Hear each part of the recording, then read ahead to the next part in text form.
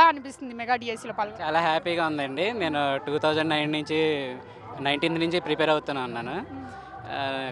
ఇప్పుడు నాకు physical science school అసిస్టెంట్లో job వచ్చిందండి. ఎన్ని సంవత్సరాల నుంచి అటెంప్ట్ చేస్తుంది ఈసారి వచ్చింది? నేను ఇంచుమించుగా 6 ఇయర్స్ నుంచి నేను ప్రిపేర్ అవుతూనే ఉన్నానండి. 6 ఇయర్స్ తర్వాత ఫస్ట్ టైం మెగా డిఎస్సి రావడం. అవును సార్, అవునండి. అంటే మెగా డిఎస్సి లాస్ట్ ప్రభుత్వంలో రాలేదు, ఇప్పుడు వస్తుంది, ఎలా అనిపిస్తుంది? చాలా హ్యాపీగా ఉందండి. ఎప్పటి నుంచో నాకు టీచింగ్ ఫీల్డ్ అంటే చాలా ఇష్టం. ఆ టీచింగ్ ఫీల్డ్లోకి రావడానికి నేను ఎప్పుడు కూడా కలకంటున్నాను. నాకు ఈ అవకాశం వచ్చినప్పుడు నేను బాగా ప్రిపేర్ అయ్యి రాయడం జరిగింది. నారా చంద్రబాబు నాయుడు వచ్చిన మొదటి సంతకం చేసిన మెగా డిఎస్సి ఇదే. ఆయన చెప్పినట్టు 150 డేస్లోనే కంప్లీట్ చేసి మెగా డిఎస్సి ఈవెంట్ చేస్తున్నారు. ఆయనకేం చెప్పాలనుకుంటున్నారు? చాలా థ్యాంక్స్ చెప్తున్నానండి.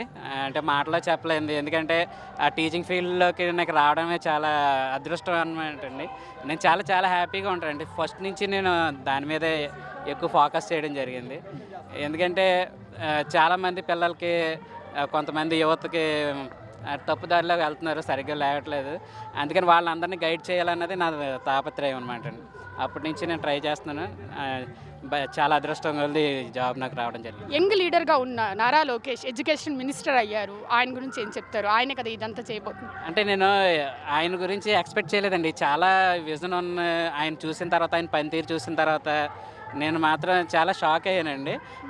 అండ్ కొన్ని అంటే చెప్పడానికి కూడా మాటలు సరిపోవు అనమాట అండి. ఎందుకంటే ఒక మంచి విజన్ ఉన్న ఒక తండ్రికి తగ్గ తనయుడు. చాలా బాగుంది ఆయన రూలింగ్ కూడా.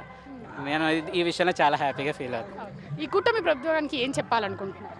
కూటమి ప్రభుత్వానికి మాకు ఏవైతే అవకాశం ఇచ్చారో నేనైతే దాన్ని ఈ ప్రభుత్వానికి ఆశయాలకు అనుగుణంగా నేను నా సాయశక్తిలో ప్రయత్నించి విద్యార్థులకి మంచి భవిష్యత్తుని ఇవ్వడానికి నేను ప్రయత్నం చేస్తానని. ఆల్ ద వెరీ బెస్ట్ అండి. All the best.